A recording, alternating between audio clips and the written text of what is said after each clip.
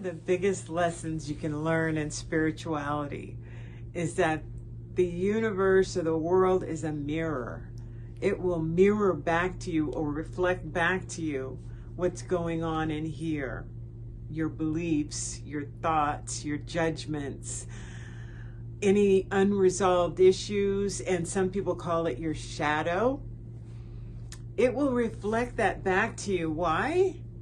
It's so that you can recognize that that's not who you are and that's not coming from your highest self. And so reflecting back is a way of teaching us who we really are. We are God beings. We are powerful. So the universe is always teaching us and reflecting back who we are. Now, by the same token, when we've gone through a lot of growth and a lot of inner work and working on our shadow or coming more into the light, however you want to say it, what's reflected back is the love of God, the abundance, the joy. Oh my gosh, heaven on earth, really.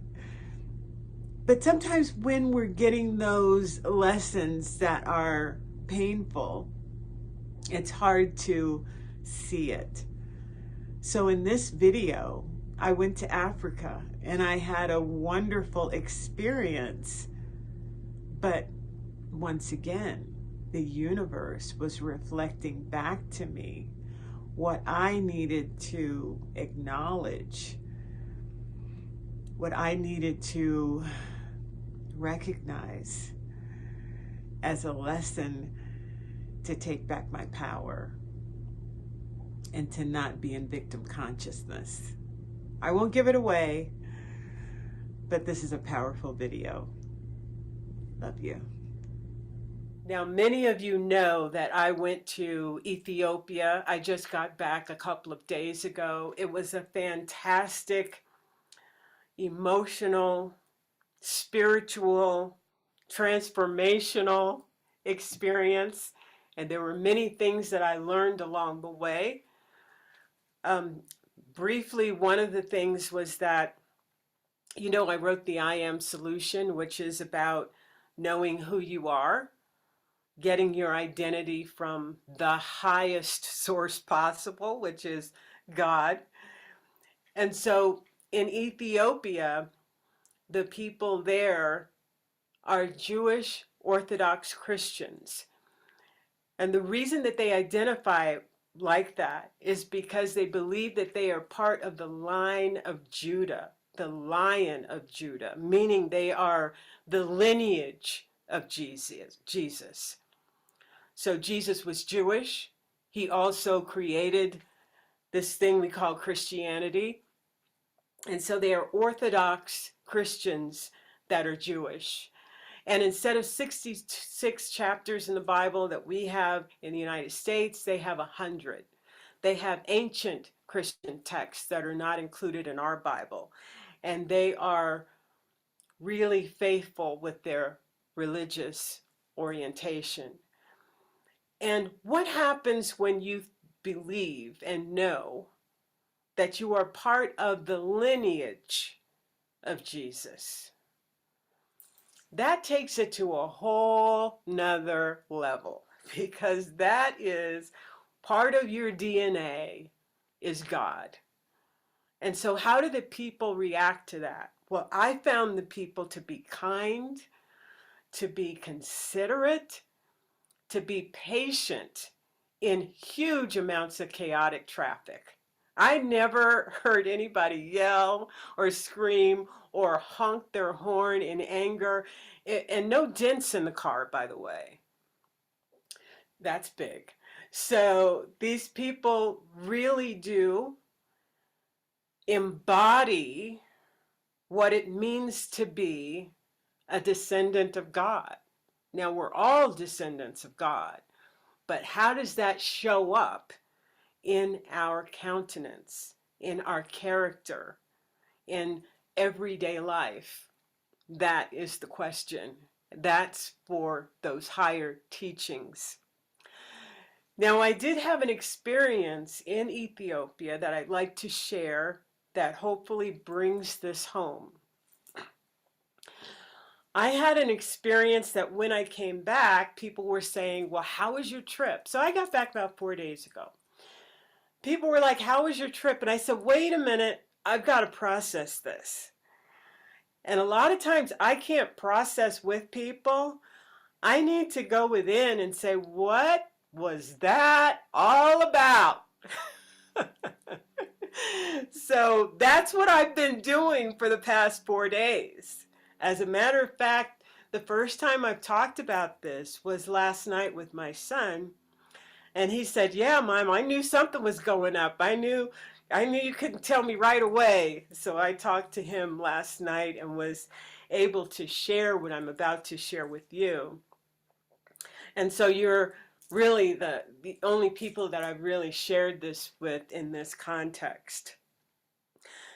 So this trip to Ethiopia, I met up with people that I didn't know on a small group tour.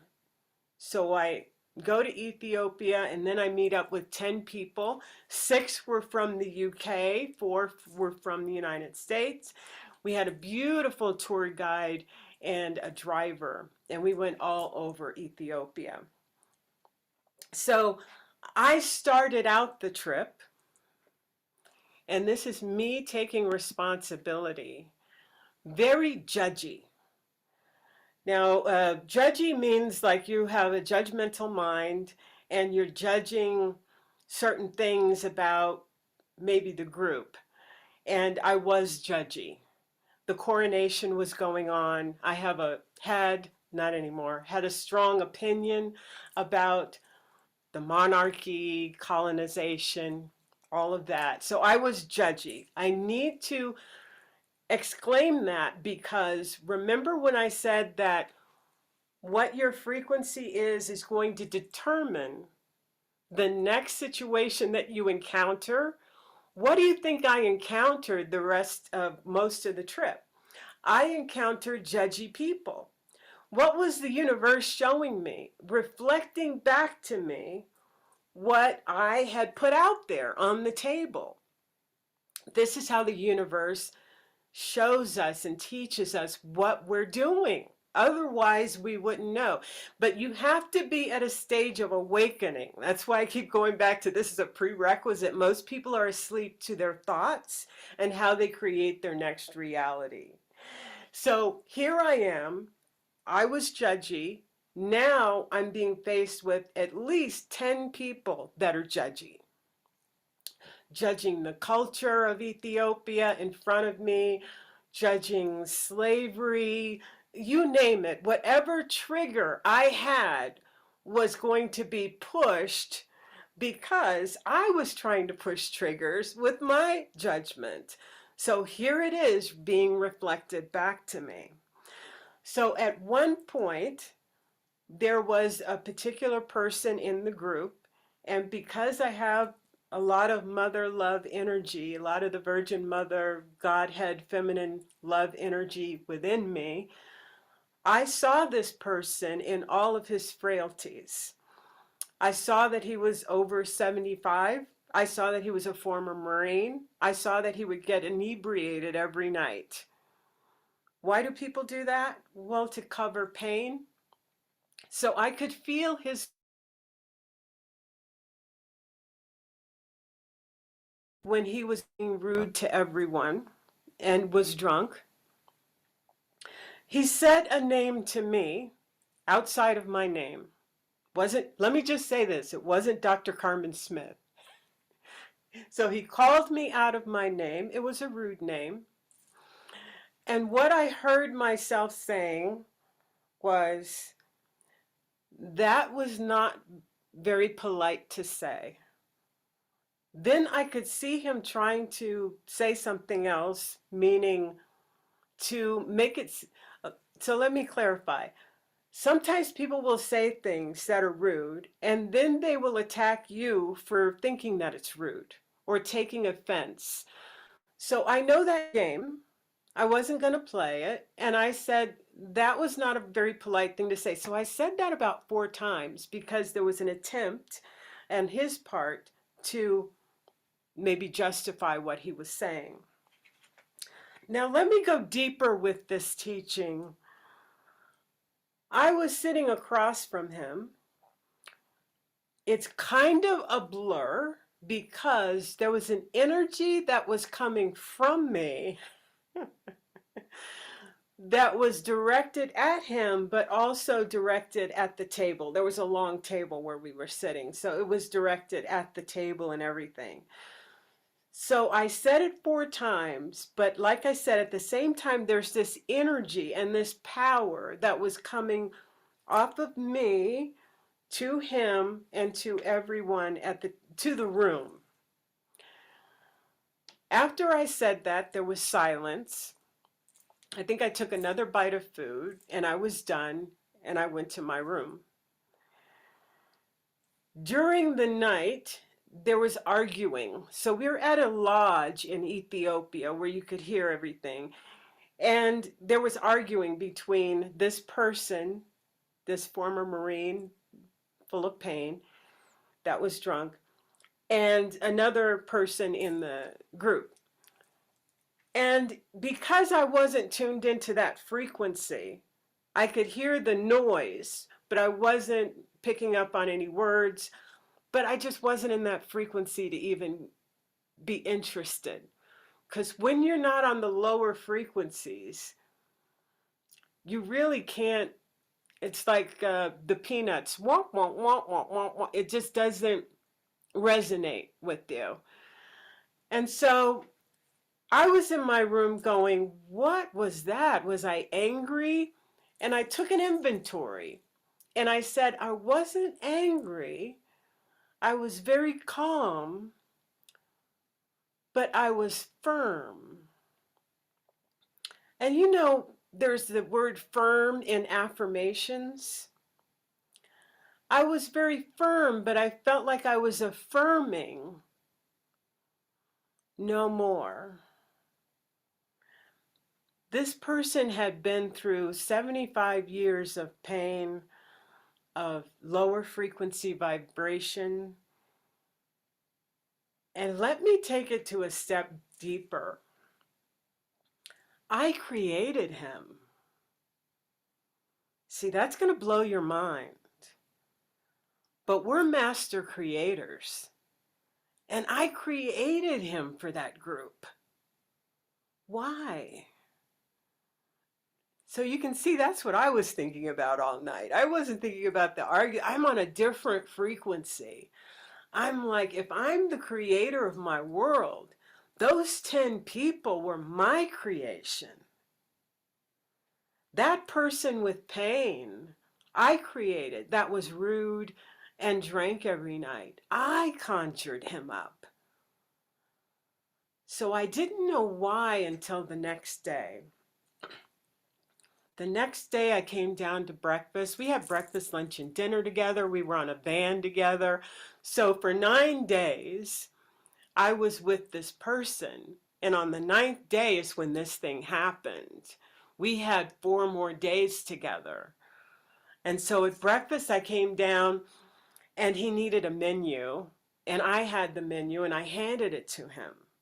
As soon as I handed it to him, it was like the spell was broken. He was kind the rest of the trip. He looked out for me. Carmen, are you going to get off the van to get a picture of this? Are you sure?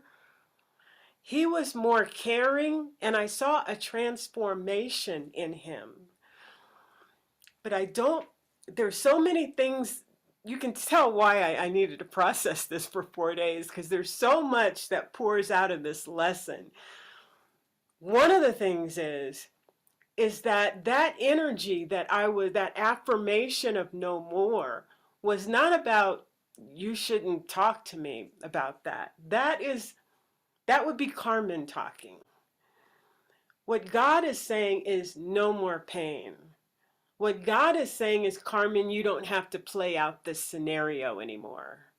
It's broken. That's how powerful we are. I didn't need to play out a scenario of me going through Africa being victimized again. I made that up and it materialized.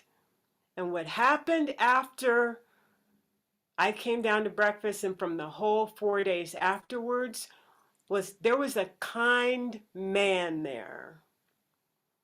It was no longer broken, didn't need to be rude. I didn't need to be a victim of that scenario anymore. So it was gone. So I could have come here and said, oh, there were rude people and I just changed it around with my powers and they became nice. No, I was judgy. I was in a lower frequency. And I had to say at the table, no more. Carmen. See, we always think that it's directed at the person. I could always say, well, it was him. He was drunk. He was rude. And I did say all of that. But the bottom line is, who conjured him up? Who made him up? So I had to also break the spell of me. You don't have to do that. This can be turned around. You have the power to do that.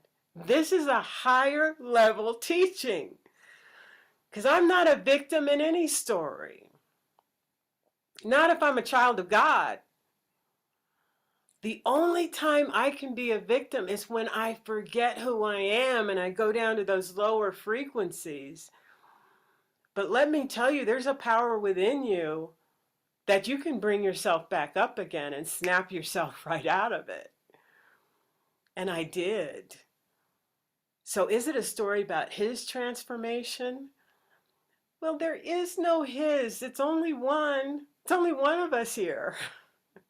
Isn't that what we teach? Oneness? The illusion is that I can always point the finger and say, well, it was him, him, him. But that's not true. It was me creating a scenario with these 10 people. And I could have this great, great scenario where everyone is love and peace. Or I could have this other story where everybody is just so chaotic. But the truth is, I created the chaos, but I can also uncreate it. And that's what happened. So the rest of the trip was fabulous.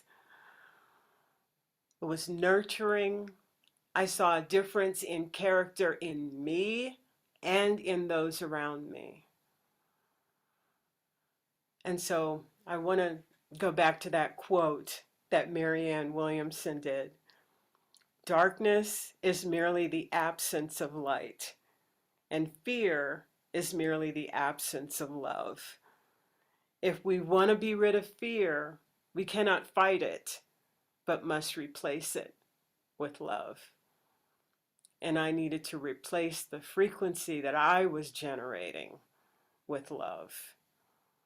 And it made all the difference. And I put that into the collective.